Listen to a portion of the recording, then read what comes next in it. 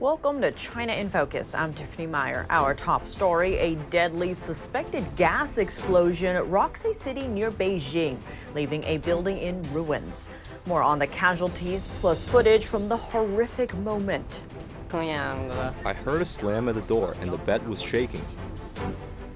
Trouble for TikTok, the House passing a bill to crack down on the app. More about how lawmakers voted and what's in store for the video platform. American performance artists targeted with hate propaganda from the Chinese Communist Party, wielded by none other than a Chinese-speaking U.S. customs officer. A lawmaker now calling for a thorough investigation. Hearts broken, families ripped apart. A film screening held at Harvard University shines a light on a massive crime still happening in today's China.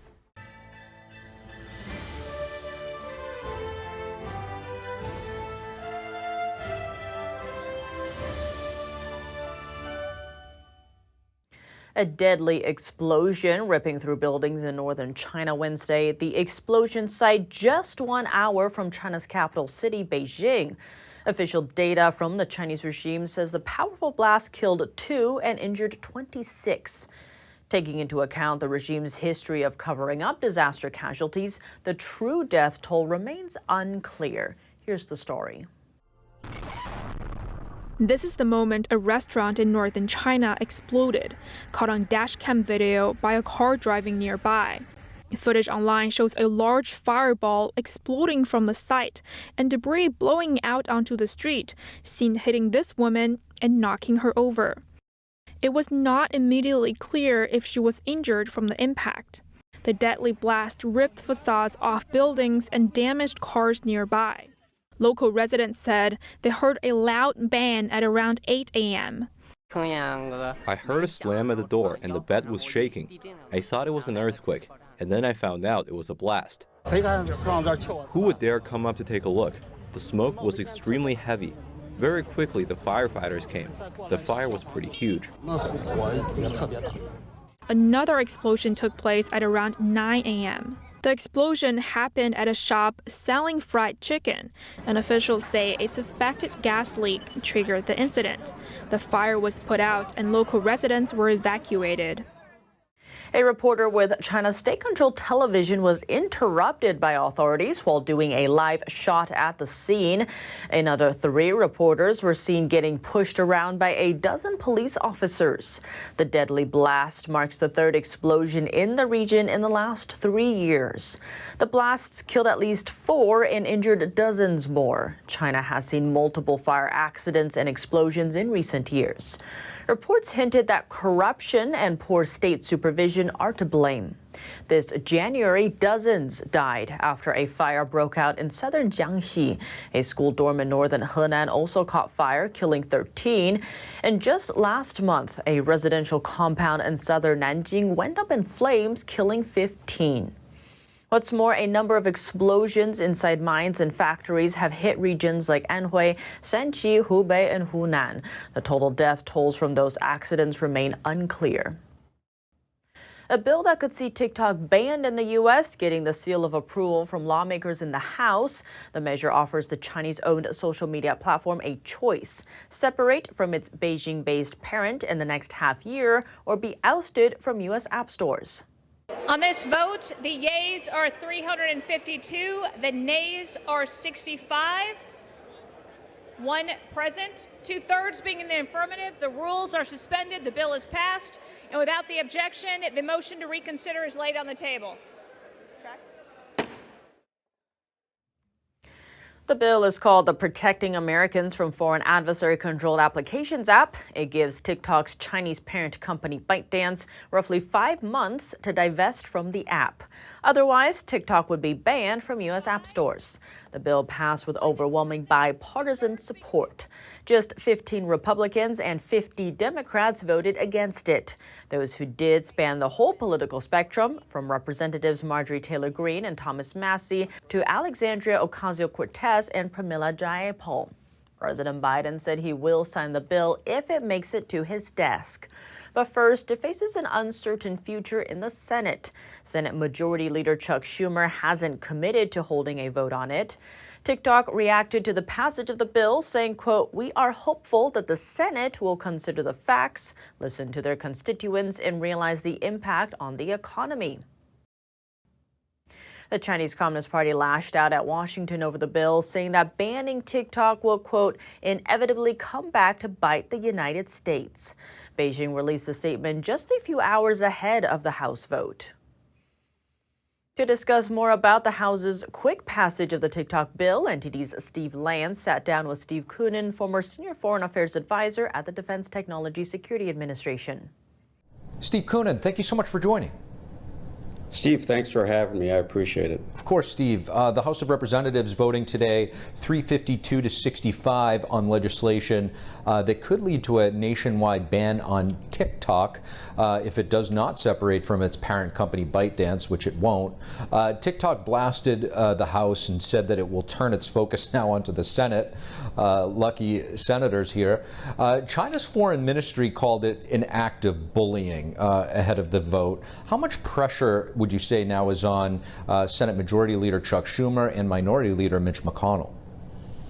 I'm not certain how much pressure would actually be on them, or perhaps I should say how much pressure should be on them, because I think the House realizes it's an obvious national security risk, and not hence the legislation. I find it ironic that the China's foreign ministry would talk about that the United States is bullying. We're simply asking ByteDance to divest itself, or TikTok to divest itself of ByteDance, which is ultimately controlled by the Chinese Communist Party. I mean, we know they have the national laws, national intelligence laws, national security laws to essentially make ByteDance a tool of the Chinese Communist Party. But for the foreign minister to suggest that that's somehow bullying, when they're the one, when it's China that's actually, or the PLA that's out in the South China Sea using their Coast Guard and water cannons to stop the provisioning of Philippine military outposts,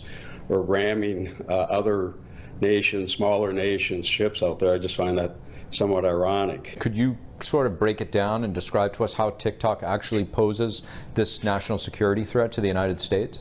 I mean, we've heard Chairman Gallagher refer to TikTok as digital fentanyl, in that it's rotting the minds of our youth, but it's not limited to America's youth. It's also any Americans of any age. But there's also documents in the Chinese military where they've described how they can weaponize these social media platforms to increase anxiety and depression. And essentially, it would be an intentional attack on their opponents' minds. There's key logging technologies or capability that would be at their disposal that would track a user, the keystroke, or every keystroke of the user. So potentially giving TikTok and ByteDance, and hence the Chinese Communist Party, access to the financial resources of all of its 170 million users. We hear Director Wray talking about the threat from the People's Republic of China, the government of the Chinese Communist Party controls that, so that they've embedded code into our infrastructure, our energy infrastructure, our ports, our airports, our telecommunications infrastructure. A U.S.-based performance company's return from a global tour, taking a chilling turn at Chicago's O'Hare International Airport. Returning dancers and musicians greeted by Chinese Communist Party propaganda from an unexpected source. NTD's White House correspondent Iris Tao has more. 2 days ago at the O'Hare International Airport, performers of the U.S.-based Shen Performing Arts were coming back from a successful performance tour in Europe. But when they were going through the customs, an officer with a Chinese accent targeted the performers with the same hate propaganda that the Chinese Communist Party would use to target religious believers. It just sounded like he was trying to put words into my mouth, like, "Are you being sponsored by Falun Gong?" And so I just said, I don't think I have to answer that question, because we escaped from China, but this feels like as if we were being talked to by Chinese government. This is the U.S., like, I'm coming home, and this is something that should never happen in the U.S. Many of Shen Yun performers practice Falun Gong, a spiritual discipline severely persecuted in communist China. And the officer allegedly also told other officers that Shen Yun dancers were illegal because of their faith.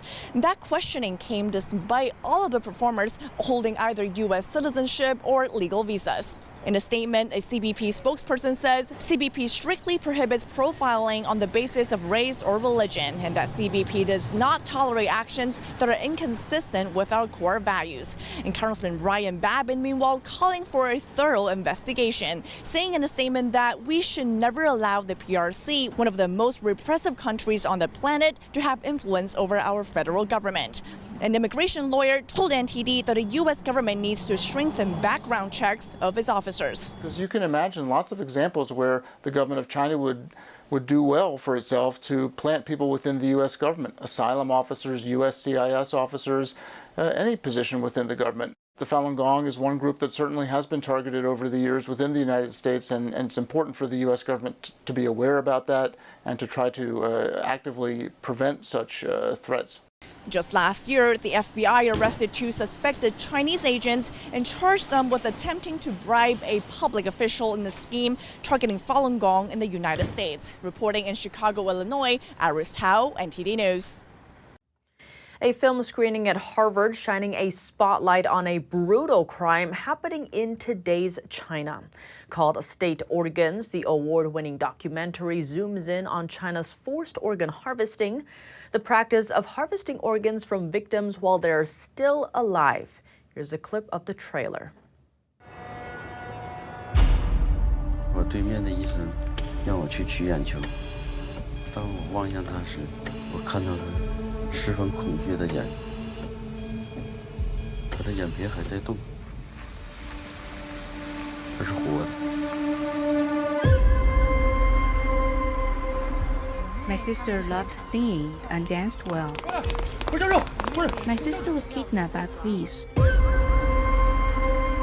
My brother and many practitioners benefited from the practice that made them healthier and better people.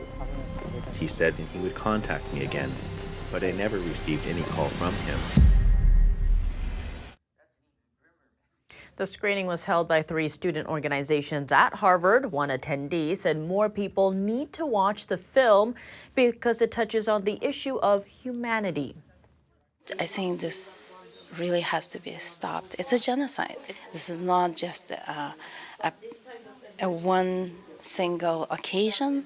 Maybe the film showed a specific families that been persecuted, but it's the personal story that tells about a larger population. The film's producer, Cindy Song, said learning about the victims and their stories kept her up at night and drove her to kickstart the project. It's like a haunting scar on humanity's conscience. We must let their suffering, their voice be heard by this world. She said despite the family's suffering, there's still hope for the future. The film is available in select theaters across the U.S. or to stream online at ganjingworld.com. More than a dozen Chinese graduate students are on the next flight home to China right after they arrived at a U.S. airport, some of them banned from returning to the United States for the next 5 years. That's despite holding valid U.S. visas. Why the deportations and what impact could the move have? Let's dive in. In the past 3 months, more than 10 Chinese doctoral students in the science fields have been denied re-entry into the U.S. That's after they traveled to visit their families in China. Some of them are studying at renowned American universities like Yale and Johns Hopkins. Several of them describe their unexpected experiences on social media. Lee is a student at the University of Maryland in the process of earning her PhD. But when she arrived at Dulles International Airport in January, authorities interrogated her, checked her electronic devices, and questioned whether she was a member of the Chinese Communist Party. It's unclear why she and others were sent home. The U.S. Customs and Border Patrol declined to give details, saying the agency is simply doing its job. General Robert Spalding is the former senior director for strategic planning at the White House. He says the deportations are linked to the way the Chinese Communist Party functions. A lot of their citizens, because of their laws on the books, are spies. not because maybe they want to be, but because the Chinese Communist Party makes them be. So, it's going to be a factor of life. If you're coming to the United States and you're a Chinese citizen, expect that you're going to be looked at differently because of the way the Chinese Communist Party acts. Earlier this year, the Chinese embassy in the U.S. warned students to be wary of entering the U.S. through Dulles International Airport. General Spalding says he sees the send-offs as a part of a bigger picture.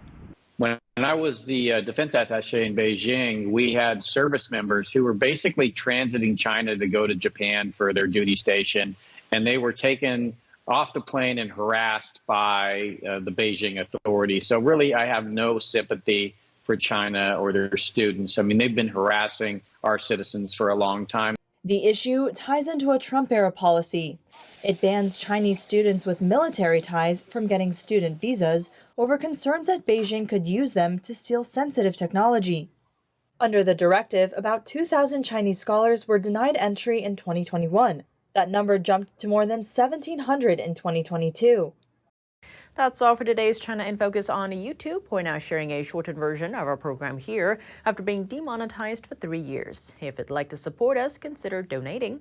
Find us at donorbox.org/China-in-focus or subscribe to our partner platform Epic TV, where you can watch our full episodes.